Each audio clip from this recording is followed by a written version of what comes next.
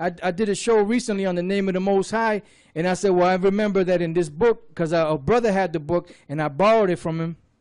So I said, let me see if it's online. That way I don't have to, scan the book and then do it that way. Save me some time on the post production. So then when I went online and I typed it in, it was actually online. And then the brother Yashawanba down in Texas, on one of the shows, he posted another link to another site where the same book is up on there. So some of these books you can get online, and you could actually read them online. Why? Because that was the Lord that put the Spirit on certain people to upload those books for us. You know, that's why they're trying to restrict the internet, because this truth is coming hard and it's coming fast. Right? The Ebos, which Karatazar brought out, there were Hebrews. He even read in the book that they destroyed a lot of that information because they didn't want them to link themselves back to Israel. And that's what the white man does. Now, you got other so-called nations out there that are calling themselves Israelites, like the Yemenites, the Falasha Jews.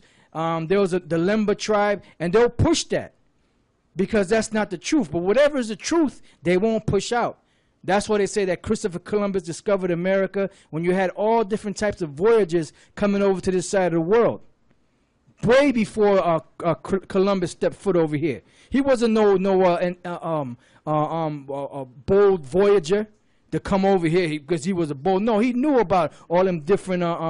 He knew about all those different explorers, like Marco Polo, Magellan, Leif Erikson, Prince Henry the Navigator, Prince Henry Sinclair. All them guys, he knew that they were making travels over here. He knew about the Moabites coming over to this side of the world. All that bullshit that Christopher Columbus discovered America, that's passe, man. Do a Google Prince Henry the Navigator or Henry the Navigator. He was they said that he was Portuguese, which really he was a Jake. He was an Israelite, all right? Because the Portuguese came out of the Spaniards, and the Spaniards were the most part Jake. You had Edomites up in there, but most of the people from Spain are Israelites, because you had the Moors all up in there, and the Moors were nothing but Israelites, man. Because the word Moor, Moreno, means a black person.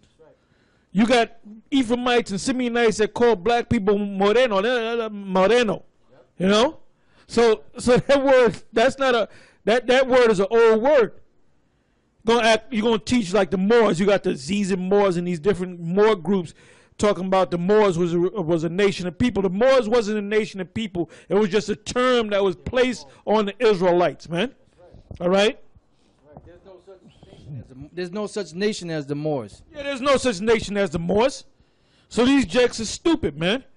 Now I want you to give me first Chronicles 5 verse 18, and then immediately jump to 1 Chronicles 12 and 8. Okay. 1 Chronicles chapter 5 verse 18. The sons of Reuben and the Gadites and half the tribe of Manasseh, of valiant men, men able to bear buckler and sword, and to shoot with bow, and skillful in war, were 44,760 that went out to the war. Now the Bushes, when they up there in Yale, the Skull and Bones, they claim that they have the head of Geronimo, and they said the reason why they have the skull of Geronimo is to get strength from it because Esau highly respected the martial power of the so-called North American Indian and Reuben. That's why they have a missile called the Tomahawk missile. Right. They use terms, the Apache helicopter and stuff. Why did they use them terms? Why did they get them terms from Gad? Because Gad was highly respected for their warlike power. Because the Mosai set up Gad, Reuben, and Manasseh as being the warriors of the nation of Israel. And they were fierce, man. You ever watch them Cuban boxers? They'll beat you down to the ground. All right? But 1 Chronicles 12 and 8. And of the Gadites, there separated themselves unto David and to the wilderness men of might and men of war fit for the battle.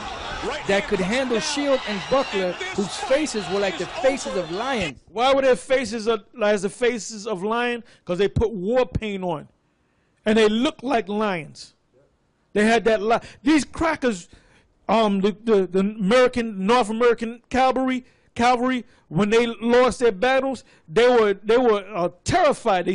A lot of them Edomites dead on the battlefield. They found shit in their pants and their trousers. They pissed all over themselves. They threw up all over themselves because they ain't real warriors, man. Okay.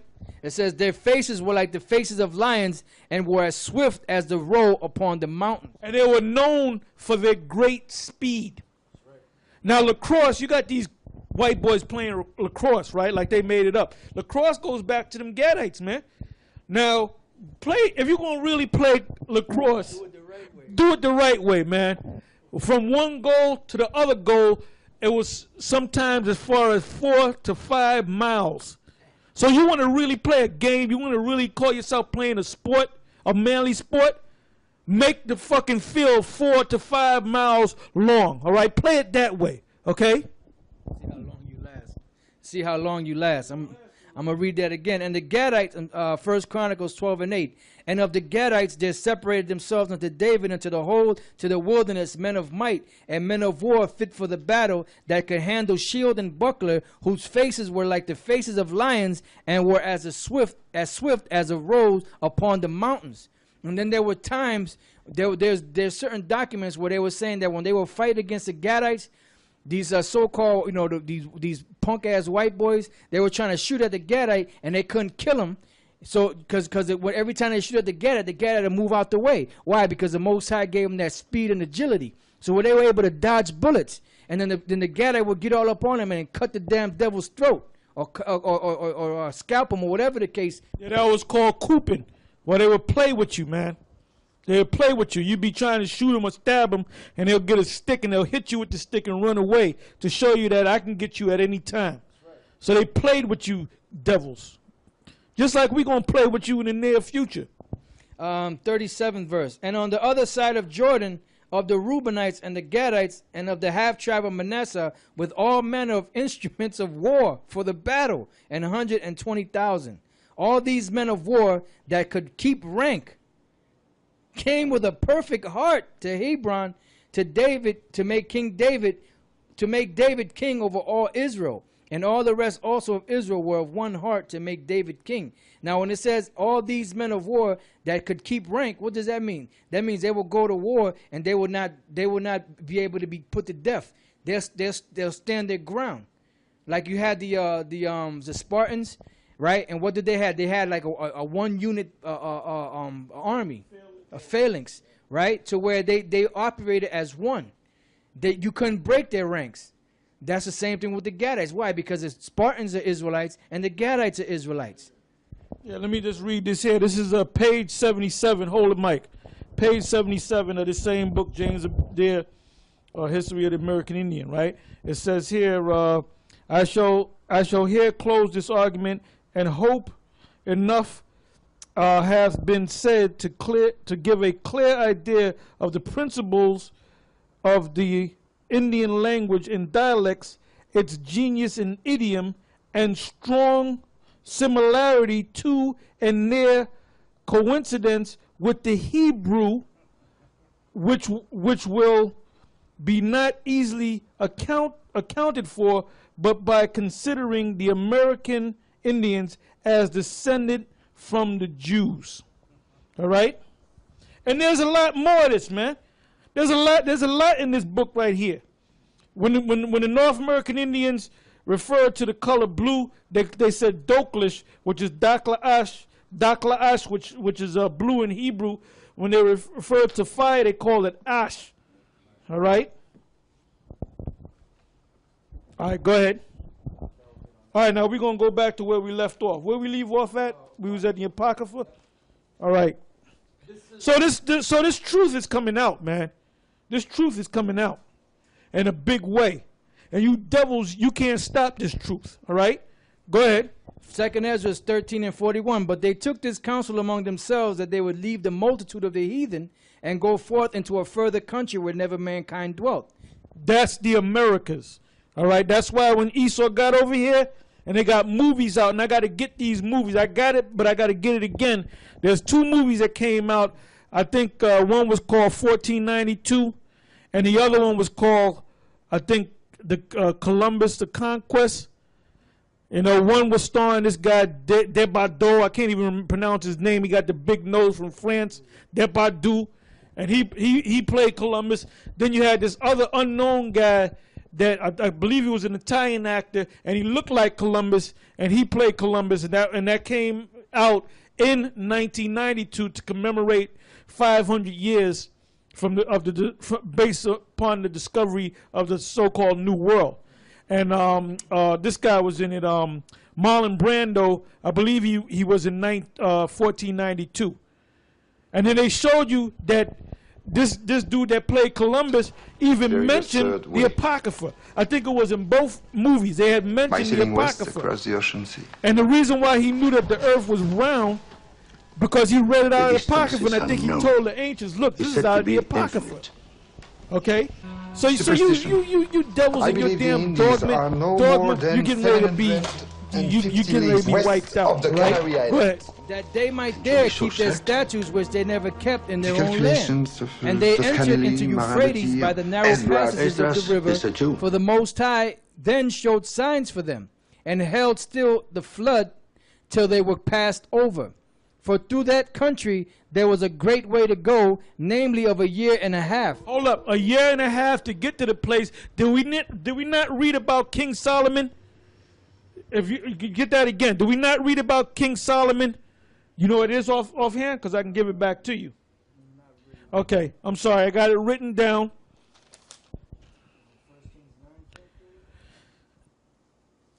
I believe it's 1 Kings, the 9th chapter, and the 26th verse, if I'm not mistaken. Just double check that.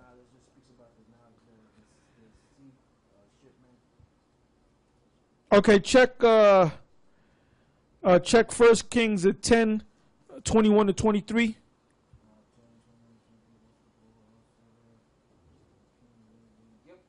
Okay, go ahead. This is 1 Kings chapter 10, verse 21. And all King Solomon's drinking vessels were of gold, and all the vessels of the house of the forest of Lebanon were of pure gold. None were of silver. It was nothing accounted of in the days of Solomon. For the king had at sea a navy of Tarshish with a navy of Hiram. Once in 3 years came the navy of Tarshish, bringing gold and silver, ivory and apes and peacocks. So King Solomon exceeded the kings of the earth for riches and for wisdom. Once in 3 years. So that was that 3-year cycle. 1.5 years ago and another 1.5 years to come back. Go ahead. For through that country there was a great way to go, namely of 1.5 years, and the same region is called Arsareth. Then dwelt they there until the latter time. Which we're in the latter times. Because they never went nowhere after they got over here. That's why when the so-called Christopher Columbus and Esau got over here, who did they encounter? And they show you that in both of the movies. They encountered people that look like North American Indians, man. They even showed you in that movie Apocalypto by this guy Mel Gibson. They showed you that at the end of the movie that there were Israelites over here, and then the very last scene of the movie they showed Edomites coming over here in ships. All right. And that's the reason why the so-called Roman Catholic Church says that this book here, the second Ezra, the second Ezra, is not a dogma. It's not a part of their canon, because it brings out all this information, and that's what they say. Certain books in the Apocrypha are not canon. It says they dwelt there until the latter time. I'm sorry. And now, when they shall begin to come, the highest shall stay. When they shall begin to come, what's that talking about? Did not Judah come over here? Wasn't he brought over here against his will? Was not Benjamin brought over here against his will? I'm talking about the Western Hemisphere, right? Was not Levi brought over here against his will? So all the tribes are over here, man. That's that place in Revelation, the 12th chapter. Go ahead. It says, the highest shall stay the springs of the stream again, that they may go through. Therefore sawest thou the multitude with peace. But those that be left behind of thy people are they that are found within my borders. Now when he destroyed the multitude. So that shows you that you had Israelites that were still over there in the land of Israel. That was still over there in the Middle East. Go ahead. Now when he destroyed the multitude of the nations that are gathered together, he shall defend his people that remain. And then shall he show them great wonders. Then said I, O Lord, that bearest rule, show me this. Wherefore have I seen the man coming up from the midst of the sea? And he said unto me, like as thou canst neither seek out nor know the things that are in the deep of the sea, even so can no man upon the earth see my son or those that be with him, but in the daytime. This is the interpretation of the dream which thou sawest, and whereby thou only are here lighted. For thou hast forsaken thine own way, and applied thy diligence unto my law, and sought it.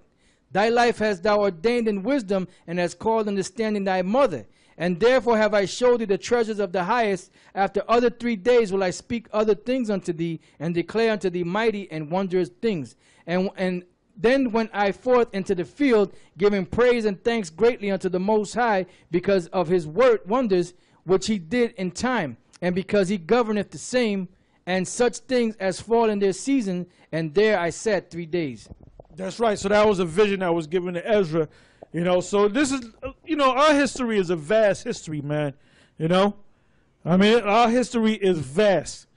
And, you know, we just touch on certain things in history, and the Spirit had us for this show that we did, and the last show that we did, we kind of went into the Hebrew. Now we're kind of going into the history, you know. So basically we're coming full circle, all right? So just keep watching the shows, and we almost out this bitch, you know? This man getting ready to be taken down, and there's not a damn thing, you know, he can do about it. So with that, I'm going to say shalom.